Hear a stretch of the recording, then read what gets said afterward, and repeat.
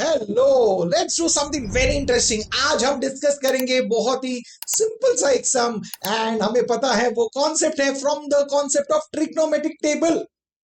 तो हमें यहाँ पे फाइंड क्या करना है, हमें इस एक्सप्रेशन का वैल्यू फाइंड करना है और वो कहता है find the value of 2 into tan square 45 degree plus cos square 30 degree minus sin square 60 degree. हमें इस एक्सप्रेशन की वैल्यू फाइंड करनी है, right?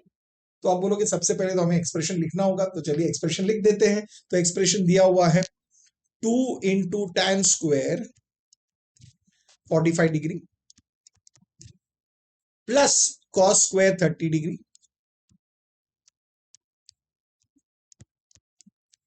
Minus sine square 60 degree.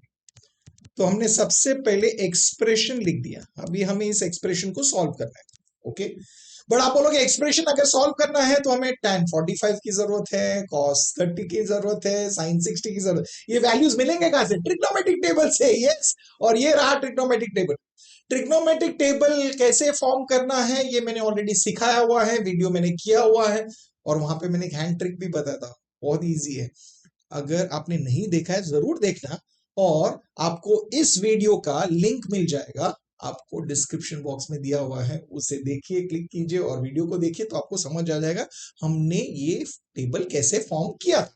Okay, अब एक बार ये टेबल आ गया, जो बाहर तो नहीं करना है, मैंने ट्रिक बताया उससे देख लेना।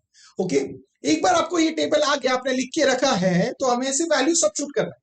बट एक्सप्रेशन को देखें, पहले क्या दिया, 2 इंटू टैन स्क्वायर 45।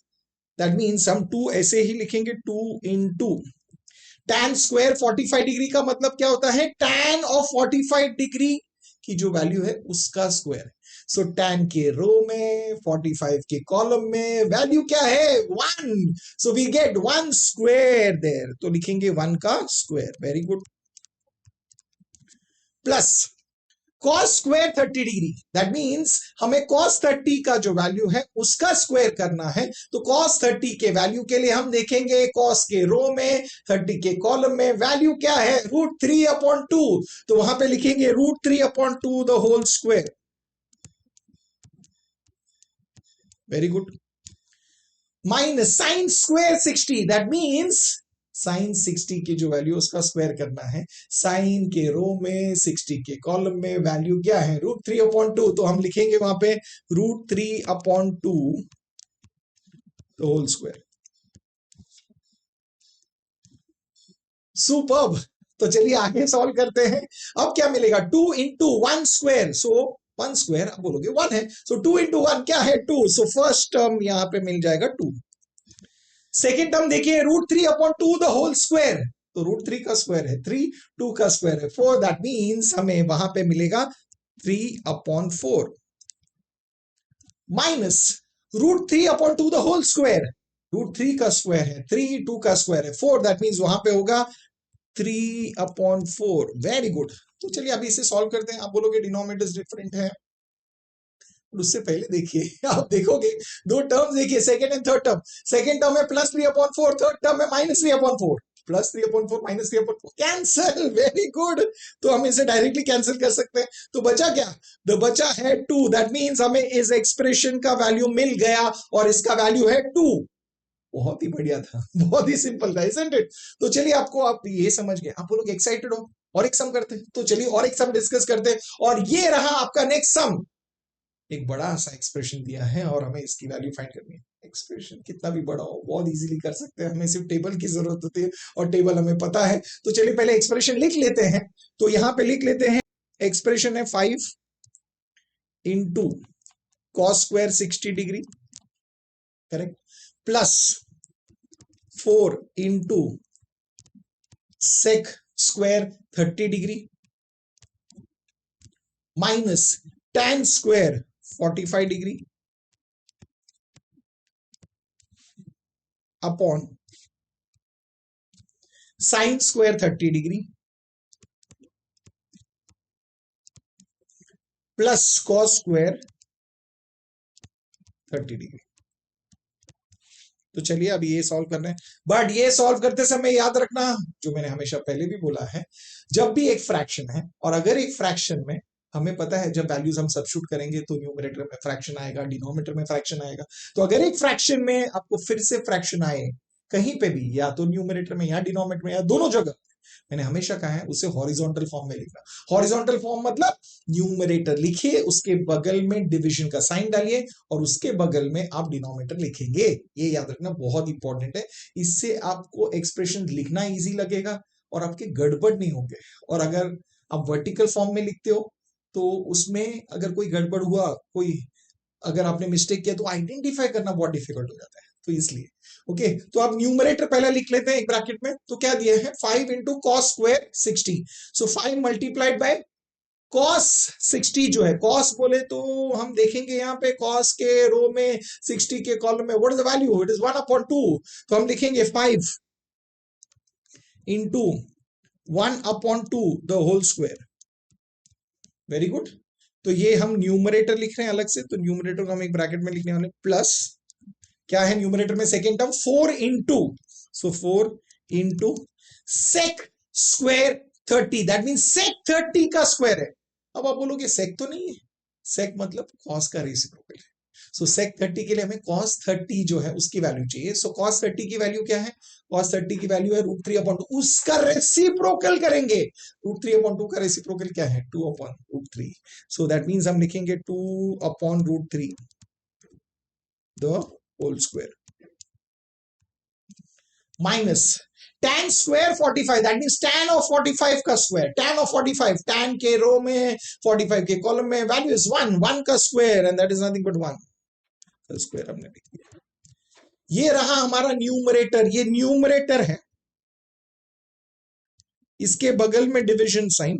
और अब लिखेंगे डिनोमिनेटर दूसरे ब्रैकेट में। डिनोमिनेटर में क्या है sign square 30, that mean sine of 30 का स्क्वायर। साइन के रो में 30 के कॉलम में वैल्यू है 1/2, तो हम लिखेंगे 1/2 द होल स्क्वायर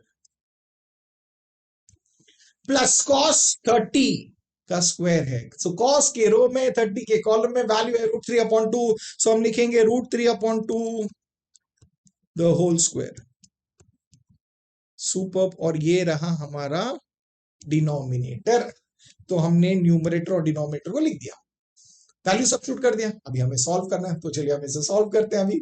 अभी इसे सिंप्लीफाई करना बहुत इजी है, तो चलिए हम अभी इसे सॉल्व करेंगे। नेक्स्ट ब्रैकेट के अंदर लिखेंगे 5 इंटू 1 का स्क्वायर है 1, 2 का स्क्वायर है 4, that means 5 into 1/4 okay, plus 4 into 2 का स्क्वायर है 4, √3 का स्क्वायर है 3, that means it is 4/3 minus 1 का स्क्वायर है 1, that's the first bracket okay, divided by second bracket में देखते हैं क्या है 1/2 द होल स्क्वायर। 1 का स्क्वायर है 1, 2 का स्क्वायर है 4, that means we get 1/4 okay, 1/4 plus √3 का स्क्वायर है 3 और 2 का स्क्वायर है 4, that means we get it is 3/4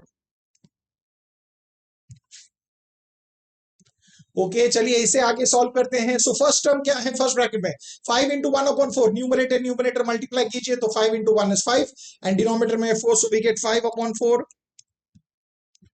plus 4 into 4/3, that means 4 into 4 numerator numerator multiply कीजिए आएगा 16, 16/3 वेरी गुड। तो हमें मिला 16/3, that's the second term minus 1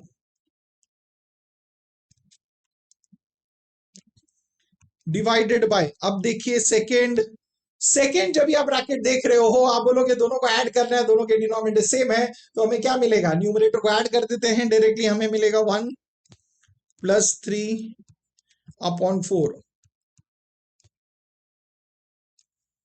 right तो अब आप बोलोगे इसके बाद तो बहुत सिंपल है, हम सॉल्व कर सकते हैं। सो इसी एक्सप्रेशन को लिख के आगे सॉल्व करते हैं। तो चलिए देखते हैं कैसे आएगा अभी आगे। तो अब देखते हैं इस एक्सप्रेशन को हम आगे कैसे सॉल्व करेंगे। तो चलिए सबसे पहले हम लिखते हैं डिनोमिनेटर जो है इसका डिफरेंट है 4, 3 and 1। 4, 3 and 1 का एलसीएम क्या होगा, it is nothing but 4, 3 and 1 का एलसीएम है 12। तो हम डिनोमिनेटर बनाएंगे 12। फर्स्ट फ्रैक्शन देखिए, इसका डिनोमिनेटर है 4, इसे 12 बनाने के लिए हम क्या करेंगे multiply by 3, so 4 into 3, so into 3 in the denominator into 3 in the numerator, so 5 into 3 is nothing but 15। Very good, हम लिख देंगे 15 प्लस 16/3 है, इसे हमें क्या करना है? यस, हमें मल्टीप्लाई करना है। क्या मल्टीप्लाई करेंगे? It is nothing but 3 into 4। सो अगर हम 4 मल्टीप्लाई करेंगे तो ऊपर भी 4 मल्टीप्लाई करेंगे। अभी 4 मल्टीप्लाई करेंगे, सो 16 into 4, how much is that? 16 into 4 है 64। Very good. माइनस, यहां पे डिनोमिनेटर है थर्ड फ्रैक्शन में 1, इसे हमें 12 बनाना है, तो multiply by 12 in the denominator, multiply by 12 in the numerator. So 1 into 12 is 12। Beautiful.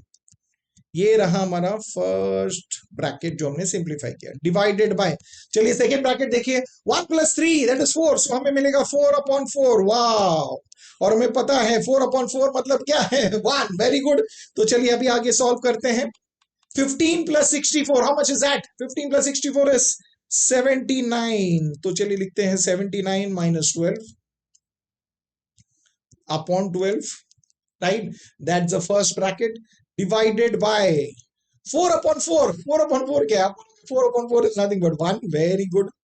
So अब बताइए 79 - 12 is how much? आप बोलोगे आएगा 67। 67/12 divided by 1। Divided by 1, 67/12 divided by 1 अगर हम करेंगे, right, tell me, is it the same? Anything divided by 1 is the same. That means हमें answer मिलेगा फाइनली इट इज 67/12, और ये रहा हमारा final answer. Was that easy?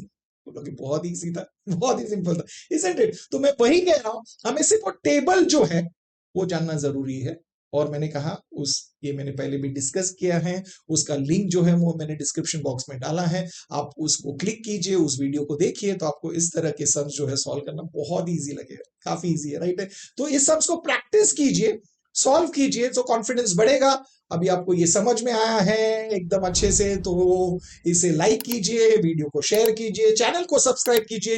इस चैनल पे ट्रिग्नोमेट्री का एक प्लेलिस्ट बनाया हुआ है, उसे जरूर देखना, सो दैट आपको सब ट्रिग्नोमेट्री के वीडियोस एक साथ दिखेंगे, right? It is going to be very, very, very easy. And I'll meet you in the next video with an exciting sum on the same concept of trigonometric table. Till then, keep learning, keep smiling, and keep sharing.